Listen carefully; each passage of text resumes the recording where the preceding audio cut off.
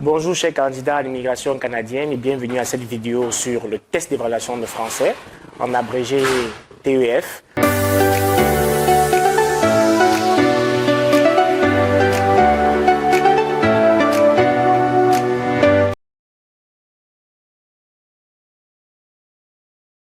Vous allez entendre des conversations entre deux personnes. Indiquez à quel dessin correspond chaque conversation.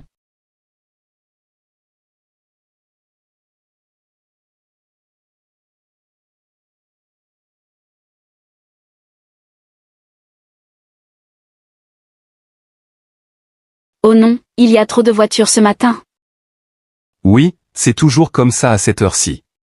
Pourquoi tu ne prends pas le bus? Le bus met trop de temps. Je vais plutôt prendre mon vélo, ce sera plus rapide et en plus, c'est bon pour la santé.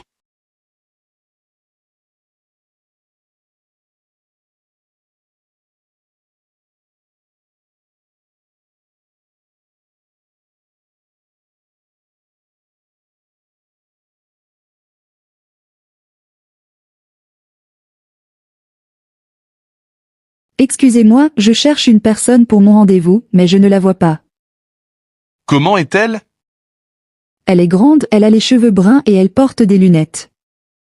Ah, je crois qu'elle est là-bas, près de la fenêtre.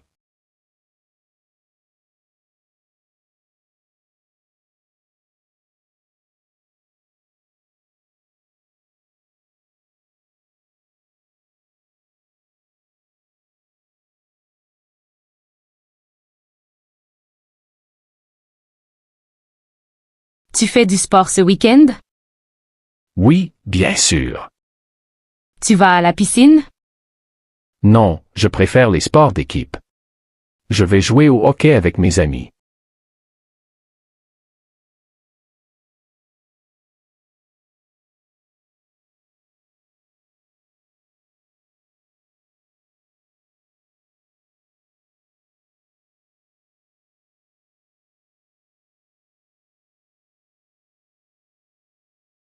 Tu as vu maman? Non, elle n'est pas dans sa chambre, j'ai vérifié. Elle doit être quelque part dans la maison. Peut-être dans le salon? Non, la télévision est éteinte. Ah, attends. Je sens une bonne odeur. Alors, elle est sûrement dans la cuisine en train de préparer quelque chose.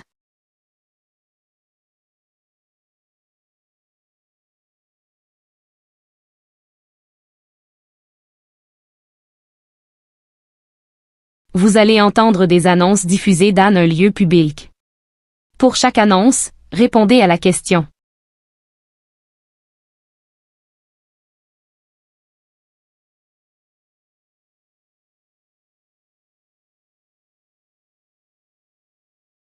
Attention, ce message concerne tous les passagers du train en direction de Paris. En raison d'un incident sur la voie, le train sera retardé d'environ 30 minutes. Nous nous excusons pour le désagrément et vous demandons de rester dans la salle d'attente jusqu'à nouvel ordre. Merci de votre compréhension.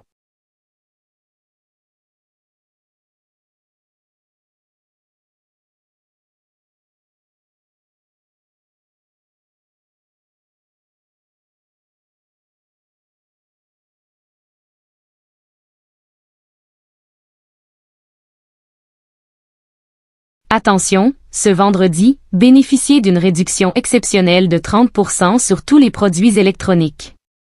Cette offre ne dure que 24 heures, alors n'attendez pas pour en profiter. Rendez-vous en magasin dès l'ouverture pour profiter de cette promotion exclusive.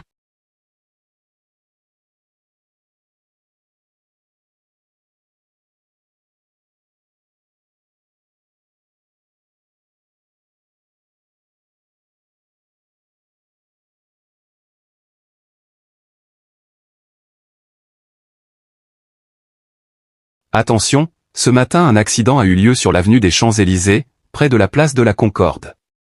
La circulation est complètement bloquée dans les deux sens. Le trafic est perturbé et il y a de longs embouteillages. Nous vous conseillons de prendre une autre route et d'éviter cette zone pendant plusieurs heures. L'incident est en cours de nettoyage et la circulation devrait être rétablie dans l'après-midi.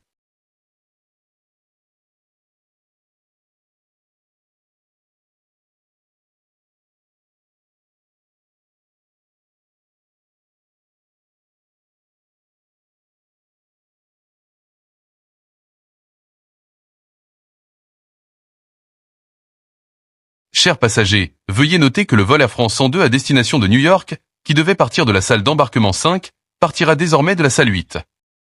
Nous vous prions de bien vouloir vous rendre immédiatement à la nouvelle salle d'embarquement. Nous vous remercions de votre compréhension et vous souhaitons un bon voyage.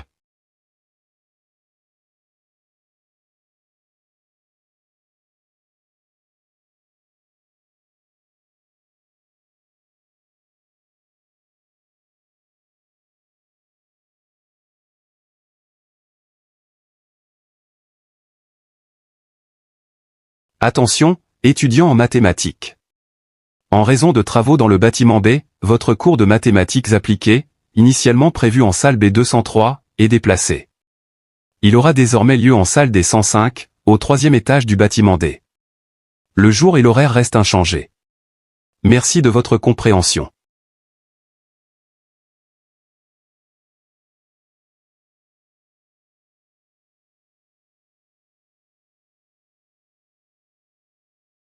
Vous allez entendre des messages sur votre messagerie téléphonique.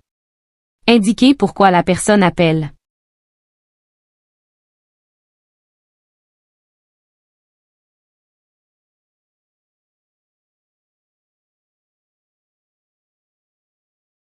Bonjour Monsieur Dupont, c'est l'auto-école Martin. Je vous appelle pour vous annoncer une bonne nouvelle, vous avez réussi votre examen de conduite. Félicitations. Vous pouvez passer à l'auto-école dès demain pour récupérer votre attestation de réussite. N'oubliez pas de prendre votre pièce d'identité. Si vous avez des questions, n'hésitez pas à nous rappeler. Bonne journée.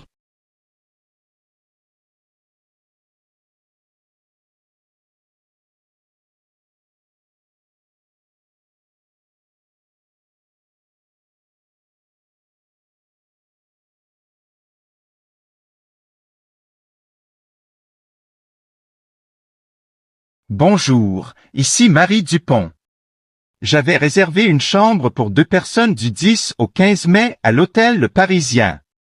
Cependant, je viens de recevoir un email de confirmation et je vois que ma réservation est pour le 12 au 17 mai. J'aimerais annuler cette réservation et en faire une nouvelle pour les dates du 10 au 15 mai, car c'est vraiment important pour moi. Est-ce que je peux modifier la réservation sans frais supplémentaires? Merci de me confirmer si c'est possible et de m'envoyer une nouvelle confirmation. J'attends votre réponse rapidement.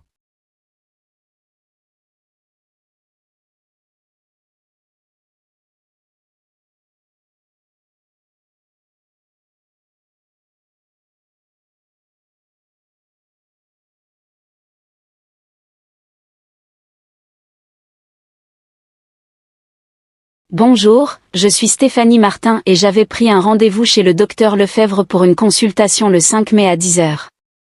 Cependant, un empêchement de dernière minute m'oblige à reporter ce rendez-vous.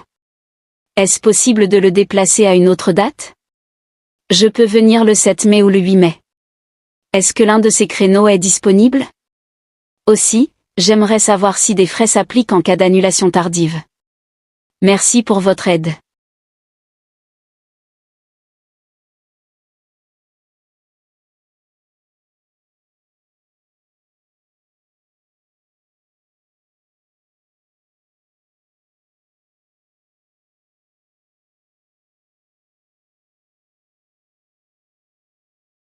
Salut, c'est Marc. Je voulais juste te dire que je suis arrivé à ta fête d'anniversaire. Je suis devant la porte maintenant, j'attends juste que tu m'ouvres. À tout de suite.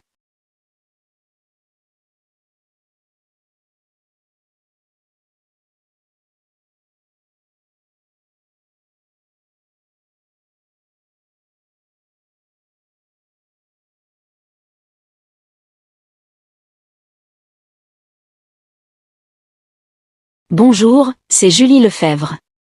Je vous appelle pour vous informer que je ne pourrai pas venir à mon rendez-vous prévu demain à 15 heures, car je suis malade et j'ai attrapé la grippe. Est-ce possible de reporter mon rendez-vous à la semaine prochaine, peut-être le mardi ou le mercredi? Merci de me confirmer cela dès que possible.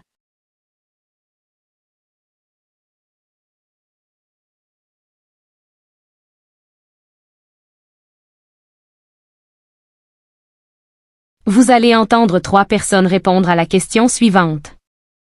Pensez-vous que les employés devraient pouvoir travailler à domicile plusieurs jours par semaine? A. Il est d'accord. B. Il n'est pas d'accord.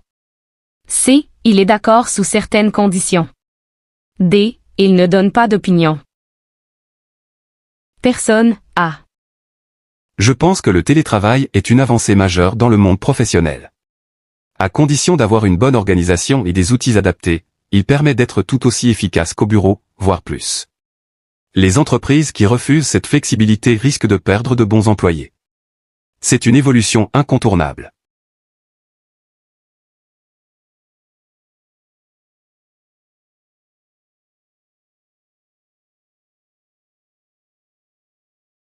Personne B. On vante souvent les bienfaits du télétravail, mais on oublie ses effets négatifs. L'isolement, la baisse de la motivation, et surtout le manque d'interaction spontanée qui enrichissent le travail d'équipe. Personnellement, je trouve que le travail en présentiel reste indispensable pour maintenir une dynamique efficace.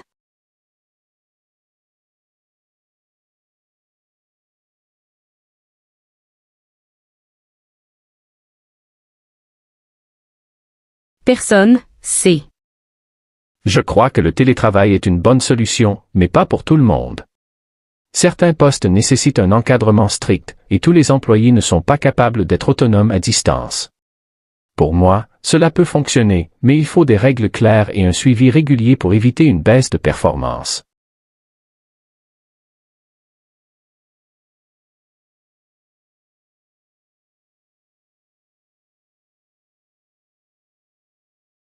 Vous allez entendre 3 personnes répondre à la question suivante. Pensez-vous que les compléments alimentaires peuvent remplacer la consommation de fruits et légumes? A. Il est totalement d'accord et pense que les compléments alimentaires fournissent tous les nutriments nécessaires sans les inconvénients des fruits et légumes frais. B. Il est totalement contre et estime que rien ne peut remplacer les bienfaits naturels des fruits et légumes sur la santé. C. Il pense que cela peut être une solution dans certains cas, mais qu'une alimentation équilibrée doit toujours inclure des produits frais. D. Il n'a pas d'opinion claire et hésite sur l'efficacité des compléments alimentaires par rapport aux aliments naturels. Personne A. Avec les avancées scientifiques, nous savons désormais que les compléments alimentaires contiennent les mêmes vitamines et minéraux que les fruits et légumes. En plus, ils sont plus pratiques, se conservent plus longtemps et évitent le gaspillage alimentaire. Pourquoi s'embêter à acheter des produits frais quand on peut avoir tout ce dont on a besoin dans une simple capsule?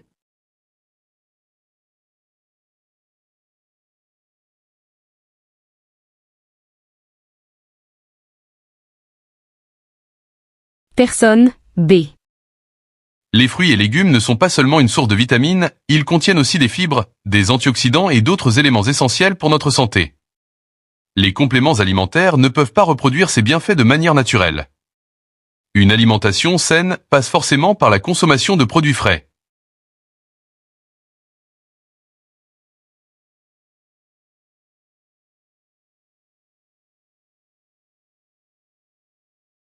Personne C.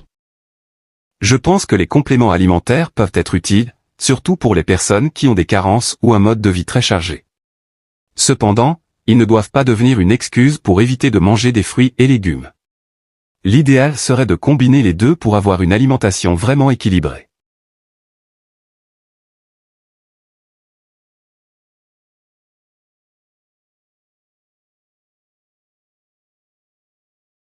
Vous allez entendre des émissions de radio. Pour chaque émission, répondez à la question.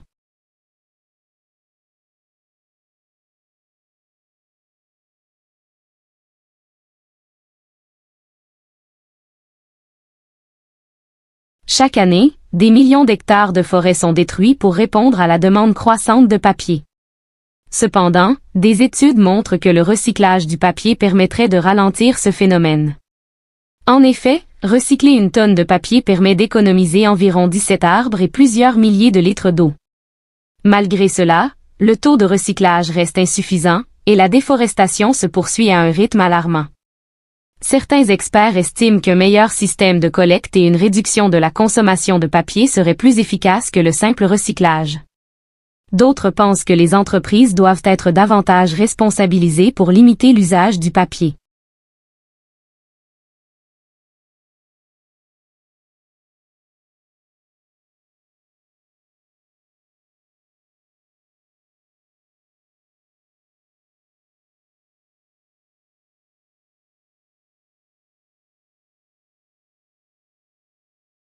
Le tabac, souvent perçu comme un moyen de soulager le stress et de se détendre, a des effets plus complexes sur la santé mentale. Bien que la nicotine puisse procurer un apaisement temporaire, les études récentes montrent qu'elle peut également provoquer une augmentation de l'anxiété et des symptômes dépressifs à long terme. Ce phénomène est dû à la dépendance qui s'installe progressivement, rendant plus difficile la gestion du stress. Toutefois, certains experts affirment que ces effets peuvent être atténués, voire évités, si les individus arrêtent de fumer suffisamment tôt. Les personnes qui cessent de fumer constatent souvent une amélioration de leur santé mentale après quelques semaines, bien que cela puisse prendre plus de temps dans certains cas.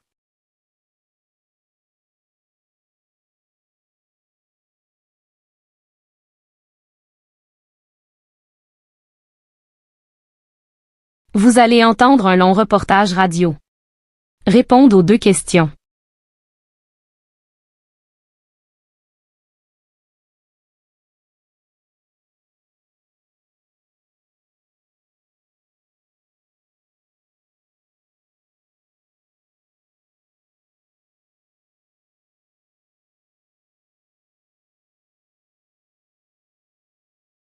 Aujourd'hui, nous avons avec nous le docteur Pierre Lemoine, expert en climatologie et en agriculture durable.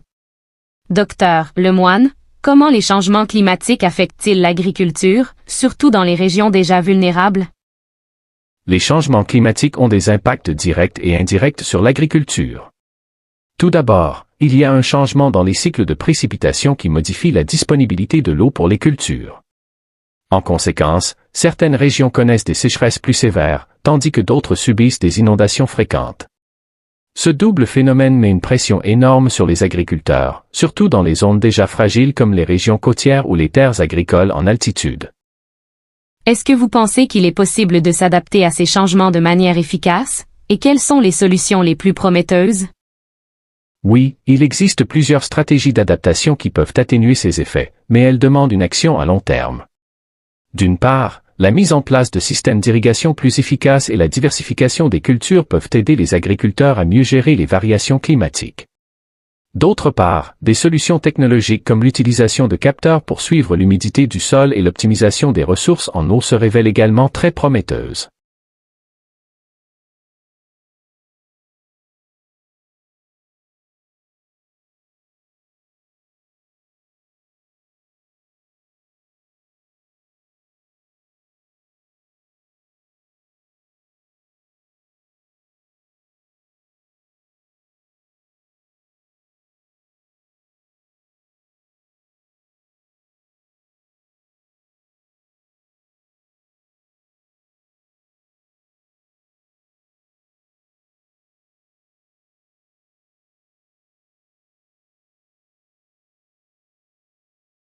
Bonjour à tous, aujourd'hui nous discutons de l'importance de l'exercice physique pour les personnes âgées. Nous avons le plaisir d'accueillir le Dr Lefebvre, gérontologue et spécialiste de la santé des personnes âgées. Dr Lefebvre, pouvez-vous nous expliquer pourquoi l'exercice physique est crucial pour les personnes âgées? Bonjour, merci de m'avoir invité. L'exercice physique est essentiel pour les personnes âgées pour plusieurs raisons. Tout d'abord, il aide à maintenir la mobilité et à prévenir les chutes, qui sont une cause majeure de blessures chez les seniors. En pratiquant régulièrement de l'exercice, les personnes âgées peuvent améliorer leur force musculaire, leur équilibre et leur flexibilité. De plus, l'exercice contribue à la santé mentale, réduisant les risques de dépression et d'anxiété, qui sont plus fréquents chez les personnes âgées. C'est très intéressant, Dr Lefebvre. Mais malgré ces avantages, beaucoup de personnes âgées semblent hésiter à faire de l'exercice. Comment pouvons-nous les encourager à être plus actifs? Il est important de créer un environnement favorable à l'activité physique pour les personnes âgées. Par exemple, des programmes d'exercices adaptés à leurs besoins spécifiques peuvent être mis en place, comme des cours de gymnastique douce ou de marche en groupe.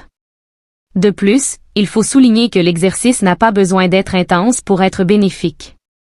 Même des activités légères, comme la marche ou le jardinage, peuvent avoir des effets positifs sur la santé. Il est également important d'encourager les familles et les proches à soutenir les personnes âgées dans leur démarche.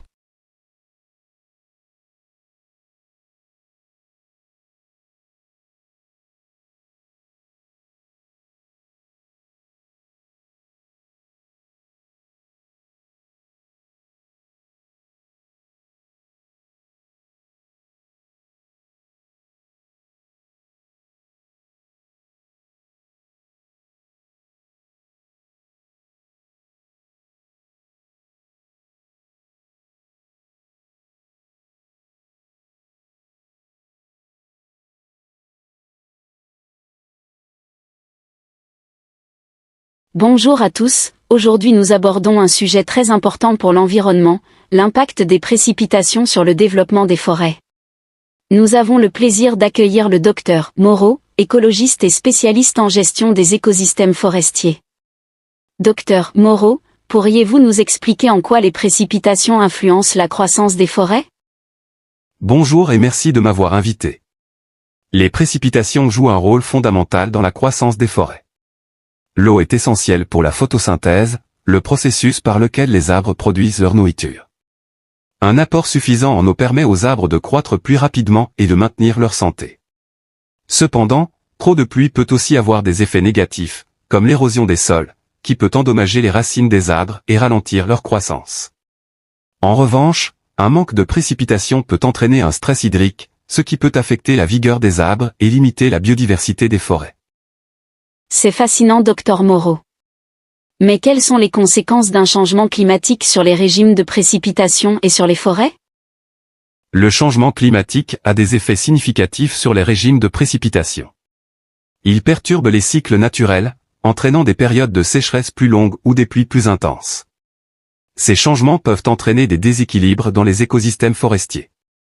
Par exemple, des périodes prolongées de sécheresse peuvent réduire la disponibilité en eau pour les forêts, tandis que des pluies excessives peuvent causer des inondations et des dégâts au sol. Ces perturbations augmentent également la vulnérabilité des forêts aux maladies et aux infestations d'insectes, ce qui peut nuire à leur développement.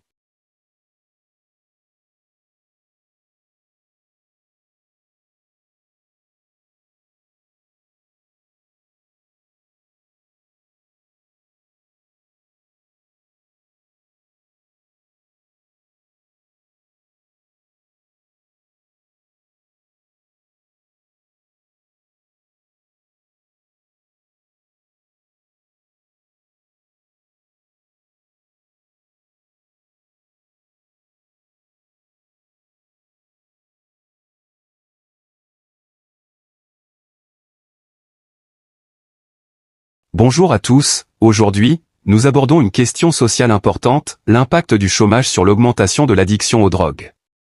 Nous avons le plaisir d'accueillir le Dr Robert, psychologue social et spécialiste de la santé publique. Dr Robert, pouvez-vous nous expliquer en quoi le chômage peut favoriser l'addiction aux drogues? Bonjour et merci de m'avoir invité. Le chômage est un facteur de risque majeur pour le développement de comportements addictifs, notamment la dépendance aux drogues. Lorsqu'une personne perd son emploi, elle peut éprouver un sentiment d'isolement social et de frustration, ce qui peut entraîner un stress émotionnel important. Face à ces difficultés, certaines personnes se tournent vers les drogues pour échapper à leurs problèmes ou tenter de soulager leurs douleurs psychologiques. De plus, l'absence d'une structure sociale et professionnelle stable peut rendre plus difficile la recherche d'aide ou de soutien pour ceux qui luttent contre la dépendance. C'est très éclairant, Dr Robert. Mais comment peut-on intervenir pour aider les personnes sans emploi à prévenir ou à surmonter cette addiction? Il est crucial d'offrir un soutien psychosocial adapté aux personnes confrontées au chômage. Des programmes de réinsertion professionnelle combinés à des services de soutien psychologique peuvent aider les individus à retrouver un équilibre et à éviter les comportements addictifs. De plus, il est important de sensibiliser le public aux risques liés au chômage et de promouvoir des alternatives saines, comme l'engagement dans des activités communautaires ou la formation professionnelle. Enfin, une intervention précoce et un accompagnement psychologique peuvent aider les personnes à faire face au stress et à éviter la dépendance.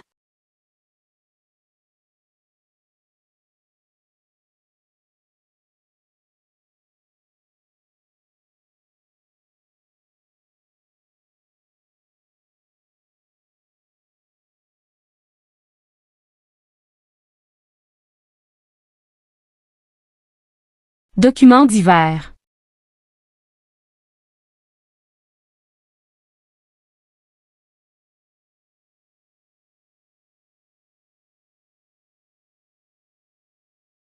Selon une étude récente publiée par l'Institut national de l'éducation, les formations universitaires connaissent une transformation majeure afin de mieux répondre aux exigences du marché du travail. De plus en plus d'universités adaptent leurs programmes en intégrant des compétences pratiques et technologiques. Cependant, cette évolution suscite des débats. Certains experts estiment que l'université ne doit pas uniquement être un outil au service de l'économie, mais aussi un lieu de réflexion et de savoir fondamental.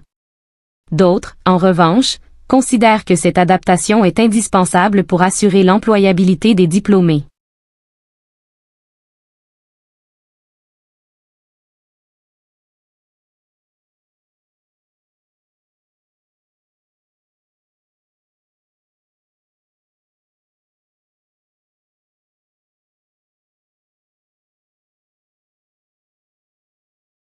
Les traditions de Noël varient considérablement à travers le monde. En Scandinavie, par exemple, les festivités commencent dès début décembre avec des marchés de Noël et des célébrations en l'honneur de la Sainte Lucie. En Amérique latine, la dimension religieuse est particulièrement marquée, avec des processions et des représentations de la Nativité. En revanche, dans certains pays asiatiques où Noël n'a pas de racines culturelles profondes, il est devenu avant tout une fête commerciale, associée aux cadeaux et aux décorations lumineuses. Cette diversité reflète les influences culturelles et historiques propres à chaque région.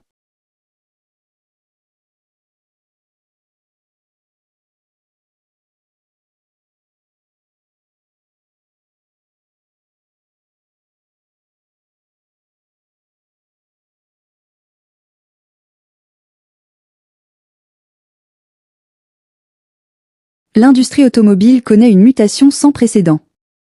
Sous la pression des réglementations environnementales, les constructeurs sont contraints de revoir leur stratégie et d'accélérer le développement des véhicules électriques. En Europe, des gouvernements annoncent la fin des moteurs thermiques d'ici 2035, incitant les entreprises à investir massivement dans les batteries et les nouvelles technologies. Cependant, cette transition pose de nombreuses questions. D'une part, l'impact écologique des batteries reste controversé, notamment en raison de l'extraction des métaux rares. D'autre part, l'adaptation des infrastructures, comme les bornes de recharge, avance à un rythme inégal selon les pays. En parallèle, la montée en puissance des véhicules autonomes représente un autre défi. Ces voitures intelligentes nécessitent des investissements colossaux en intelligence artificielle et en cybersécurité. Enfin, la concurrence entre les grands constructeurs historiques et les nouveaux acteurs, comme les entreprises technologiques, redéfinit totalement le marché. L'industrie automobile, autrefois dominée par quelques grandes marques, se transforme en un terrain de bataille où l'innovation et l'adaptabilité seront les clés du succès.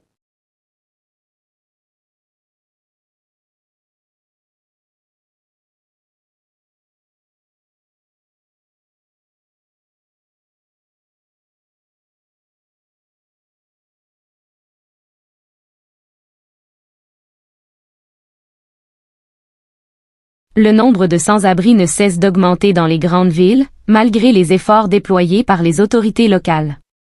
La crise du logement, le chômage et les difficultés d'accès aux soins médicaux sont autant de facteurs qui aggravent cette situation. Dans certains pays, des politiques innovantes ont été mises en place, comme le logement d'abord, qui consiste à offrir un toit aux sans-abri avant même de leur imposer d'autres conditions. Cette approche, qui a montré des résultats encourageants, s'oppose aux méthodes plus traditionnelles qui exigent d'abord un suivi social ou médical avant d'attribuer un logement. Cependant, sa mise en œuvre rencontre des obstacles, notamment en raison du coût élevé des infrastructures nécessaires et de la réticence de certains citoyens face à ces initiatives. D'autre part, certains experts estiment que le simple fait de fournir un logement ne suffit pas et qu'il faut impérativement accompagner ces personnes sur le long terme pour assurer une réinsertion sociale et professionnelle durable et habilité des diplômés.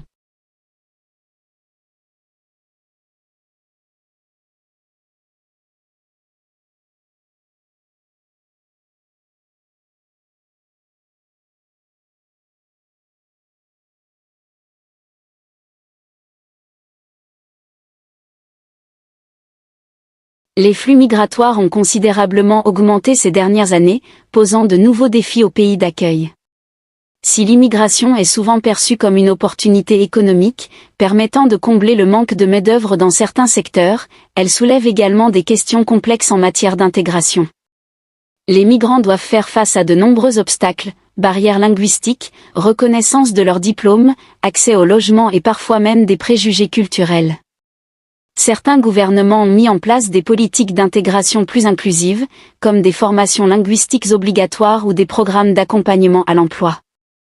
Toutefois, ces initiatives ne suffisent pas toujours à garantir une insertion réussie, et de nombreux migrants restent en situation précaire pendant plusieurs années.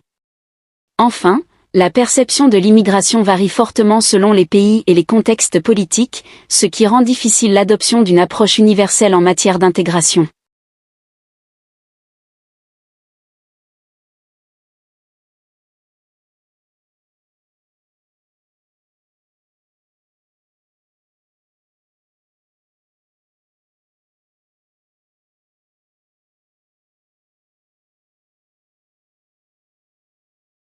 Le recyclage des plastiques est devenu un enjeu majeur dans la lutte contre la pollution. Malgré les campagnes de sensibilisation, seuls 9% des déchets plastiques sont réellement recyclés dans le monde. La complexité du tri, le coût élevé du recyclage et le manque d'infrastructures adaptées sont autant de freins à une gestion efficace de ces déchets. Certaines entreprises développent de nouvelles technologies pour transformer les plastiques en carburant ou en matériaux de construction, mais ces initiatives restent encore limitées. Par ailleurs, certains experts estiment que la solution la plus efficace serait de réduire la production de plastique à la source, en favorisant les emballages biodégradables et en imposant des réglementations plus strictes aux industriels.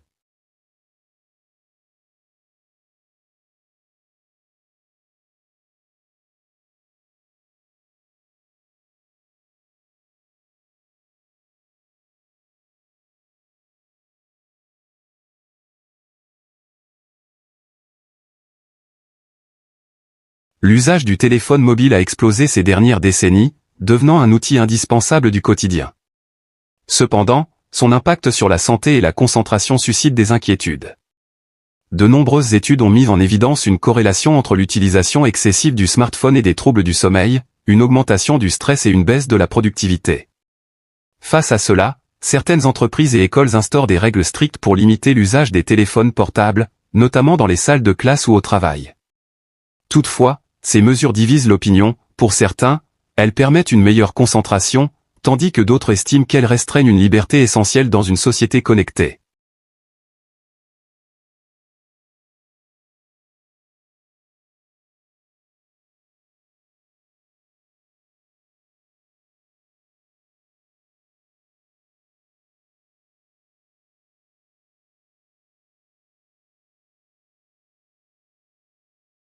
Les réseaux sociaux sont devenus un espace incontournable d'échange et d'information, mais aussi une source de nombreuses dérives.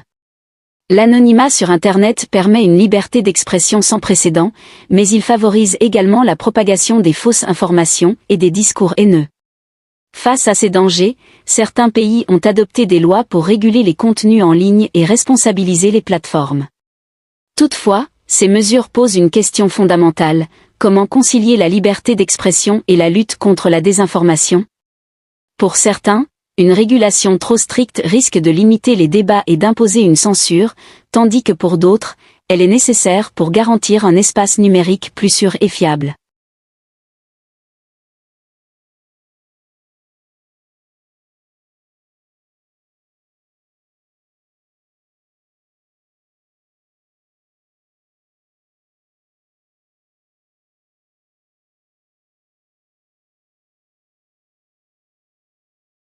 La santé bucco-dentaire est souvent négligée, alors qu'elle joue un rôle clé dans notre bien-être général.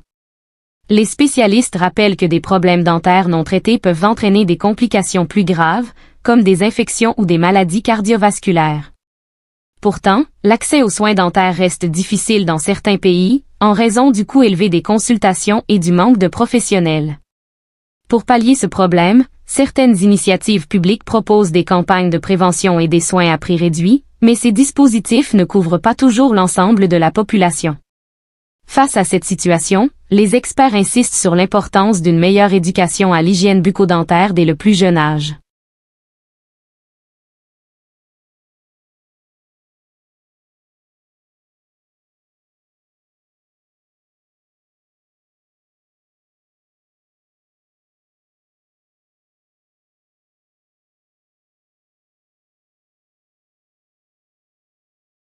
Les effets du changement climatique sont de plus en plus visibles à travers le monde, augmentation des températures, événements climatiques extrêmes et montée du niveau des océans. Selon les scientifiques, l'activité humaine est en grande partie responsable de ces bouleversements, notamment à cause des émissions de gaz à effet de serre. Plusieurs accords internationaux ont été signés pour réduire ces émissions, mais leur application reste limitée par des intérêts économiques et politiques divergents.